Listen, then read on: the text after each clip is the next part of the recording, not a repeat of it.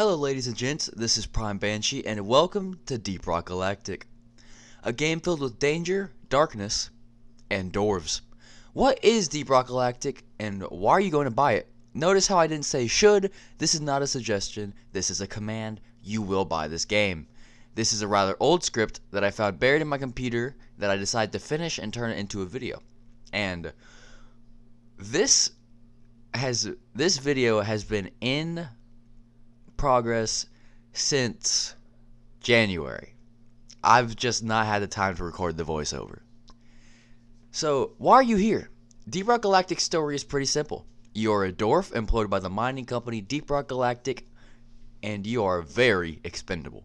Don't forget that. You're currently on the grand planet of Hoxie's 4, where most things, including the planet, wants you dead. Deep Rock is here to kick down the locals' door and steal all their resources. But who are the locals, you may be wondering? Enemies. Meet the bugs, the locals in question. There are 7 families of bugs. The most common that you will fight are the Glyphid and Mactera. Glyphids are possibly the most common type of enemies found on Hoxie's 4, with a total of 22 types. These range from the squishy little Glyphid swarmers all the way to the Glyphid Dreadnought Hive Guard. The Glyphid family evolved to have several abilities. Some spit acid or webs, some spit weird toxic goo, others have weird toxic breath, some buff other Glyphids, others disable his shields and turn invisible, and there's just the fools that explode. Now, onto the Mactera. Thankfully, there are only 5 types of Mactera. These are the Flyboys. These include the Mactera Spawn, Trijaw, Grabber, Brundle, and Goo Bomber. The Spawn, Brundle, and Trijaw spit things, little spikes basically, at you, with the Trijaw spitting 3 things at a time, and the Brundle just being an armored version of a Spawn. There are weak spots on their stomach. With the Brundle, you have to destroy the armor first before you're able to get to them. Grabbers will, as their name suggests, grab dwarves and fly off with them.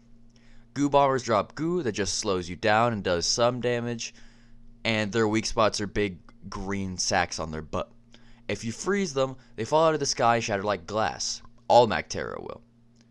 Of course, these aren't all the families. I won't cover the lithophage-infected bugs, the Quoronar Nayaka, Deep Tora Korlok infectors, Nidoyakti, I can't pronounce these, etc. But I will talk about Rival Tech. Introduced in Seasons 1 and 2, a rival company deployed their technology to scout out Hoxies. We can't have that now, can we? This is Deep Rock Galactic's territory. And these robots include patrol bots, turrets, the caretaker, and the Nemesis. Classes. So, this game is best described as a class-based sci-fi horde shooter. You have the choice of 4 short kings. The first of these classes is the Engineer, armed with an auto shotgun, grenade launcher, platform gun, and a machine gun turret. I don't think they're really qualified to handle any of these weapons, but they get the job done, so who cares? This class is mostly defensive, and later you can unlock SMGs and some other guns. Including an SMG they strapped black market military drone targeting systems to. Next is a Scout, your Zoom boy. Armed with an assault rifle, double barrel, a grappling hook, and a very important flare gun, the Scout has fewer AoE weapons than the other 3, but is way more agile. Every Scout user has grappled to a super high ledge and then realized there's no way down. This leaves you with 2 options. Either drop to your death or stay up there and hope your Engineer has ammo for the platform gun. And pray the bugs don't get you. There is an interesting paradox that the more scouts there are in a team, the darker the cave will be. Then there's the gunner. The gunner's only job is to kill. Armed with a minigun, a high-powered revolver, a super slow zipline, which reminds me of my grandma's stair lift, and a shield generator, this guy's only job is DPS and AoE. Then there's the driller. To be honest, I don't really like the driller. They're armed with a heavy-duty flamethrower, a dinky little pistol, and drill hands, because the Geneva Convention doesn't apply to bugs. Oh, he's also got C4. Light and extract the clock from within. The max level for each class is 25, but you can promote, which is a rebirth system, which gives your dwarf some special rewards. After your first promotion, you get the account-wide ability to unlock machine events, including the Omen Tower, Ebonite Mutation, Curse Site Infection, and etc. You also unlock 2 new assignments, Breach the Core and the weekly Core Hunt. Also, access to the Forge is granted. But for class-specific ones, you get access to deep dives, more on those later, another perk slot, quote, honor badges, and you reset your level to 1 without any drawbacks. After your first promotion, you also get class-specific matrix cores and another honor badge. But you may be asking, what are honor badges?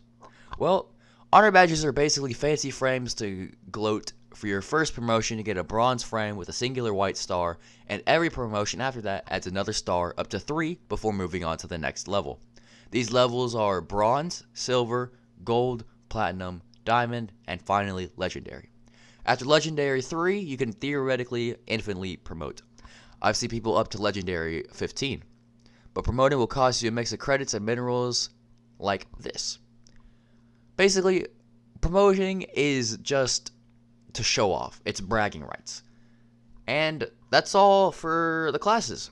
The developers at Deep Rock, Ghost Ship Games, don't plan to add any more.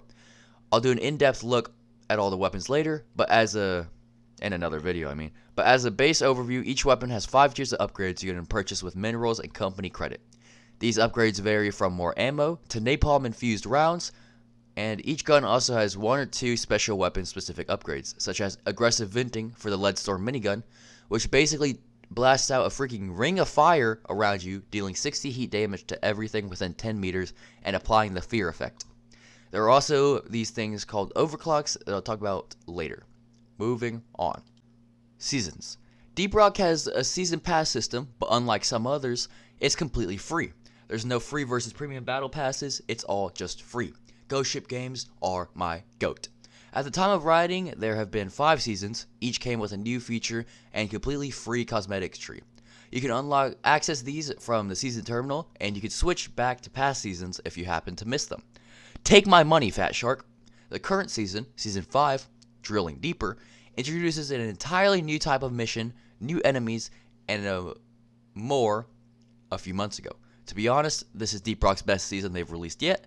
The past seasons all have a story, and usually every 2 are their own little tales. Overclocks. Remember that thing I had mentioned earlier?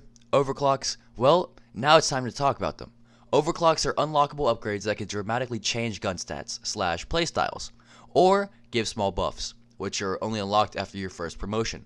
Take, for example, the explosive chemical rounds overclock for the Loki, the engineer SMG that they slapped targeting tech into.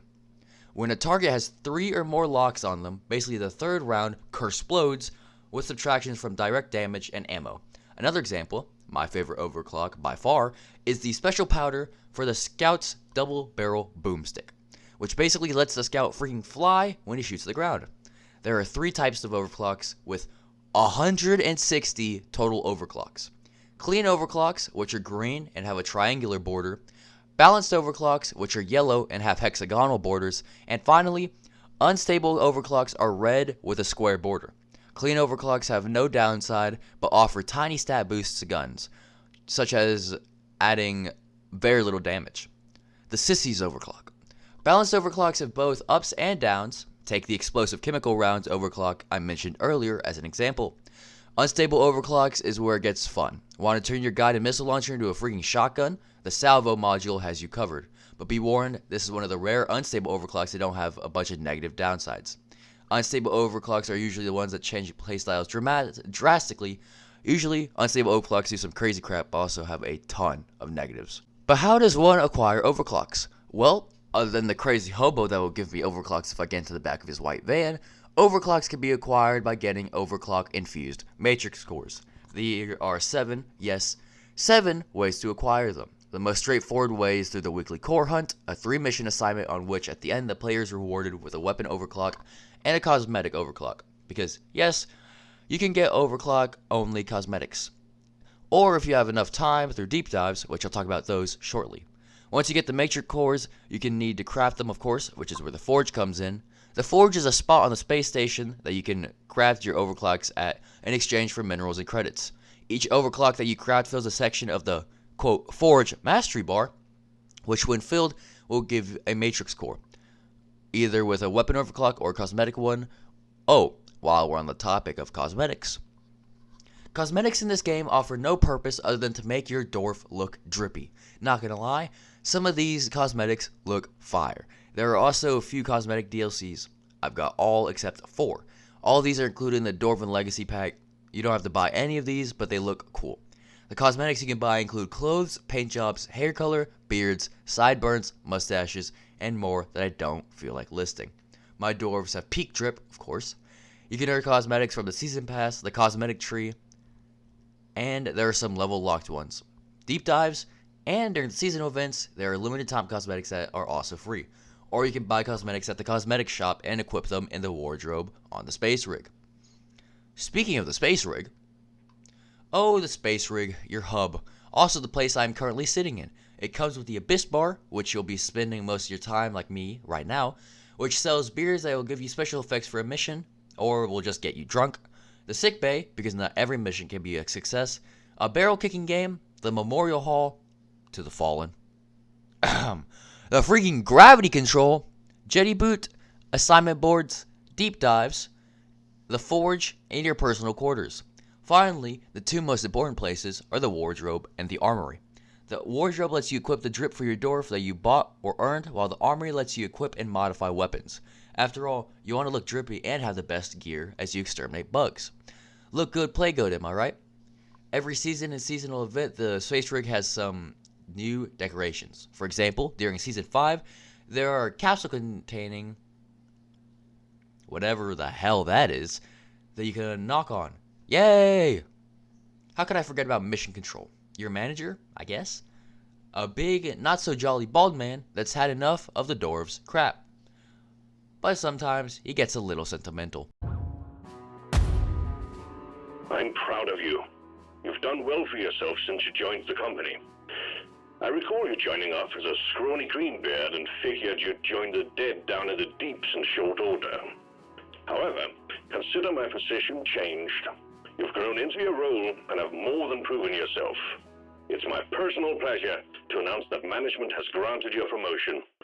Rock and Stone Miner, well done. But what missions is mission control, controlling? Well, I'm glad you asked. But Banshee, we weren't... Look at me. Does it look like I care? Hoxie's 4 has 10 biomes, but 5 are always, quote, out of range for our scanners at once. They come back in range every few minutes and rotate. These biomes range from the strange radiation-filled hellscape that is the radioactive exclusion zone that has walleyes. Aren't they cute? To the absolute pain of the, quote, biological oddity called the hollow bow. Here's a full list, picture thingy that I got off the wiki. Every biome has unique features, whether it be earthquakes and lava geysers in the magma core, or poisonous vapor-spewing shrooms in the mycelium macrobiome. Some even have unique enemies, such as the sandblasted corridor's very own Nayaka trawler, that can only be found in their own specific regions. There are 9 mission types, ranging from mining expeditions to deep scans. There's a lot, and I'm too lazy to list them on screen, but each has multiple possible secondary objectives. Each mission has a cave complexity and a mission length assigned when you select them. There are 5 difficulties / hazard levels you can choose to play. These are low risk, challenging, dangerous, extreme, and finally lethal, which requires you to complete an assignment to unlock it. There's also Hazard 5 Plus, which requires yet another assignment to be completed to unlock it. These simply add modifiers, which should be on the screen right now. Oh, did I mention that some missions have, quote, warnings, which are just hard modifiers, like all of these? This isn't the complete list, keep in mind, just a little sample. Each difficulty adds a hazard bonus, and each warning adds a different bonus based on the warning difficulty. Each mission has the chance to spawn random events, including but not limited to loot crates, lost gear, or random mini-bosses like the Betsy. There's tons that mostly grant cosmetic items. Deep dives. So, remember that thing I was talking about earlier? Deep dives? Deep dives are basically endgame content. There are 2 types of deep dives, regular and elite. Each deep dive has basically 3 mini missions with 2 objectives each, and your ammo and materials transfer over. There are new deep dives every week with their own fancy operation names. Every mission increases in difficulty. For a regular deep dive, the difficulty starts at Hazard 3 and ends at 3.5 with 2 warnings, while elites start at 4.5 and end at 5.5 with 2 or 3 warnings. Here are all the objective lists. Deep dives are only accessible after promoting a character, and you can't join a deep dive if it is ongoing, including if you disconnect, I think. Yes, I know I didn't include a lot of stuff, but my main goal was to try and get you to buy the game. It's incredibly cheap and the community is amazing. Buy now! Also, congrats devs on over 10 million copies sold. I've been playing since release on and off. Next few videos are going to visit the planets of the Mobian Domain and their humble Imperial Guard regiments. Then we're going back to the Napoleonic War in Roblox with a cannibal problem. That's all from me for today. Like, subscribe, comment. Until next time, leave me alone.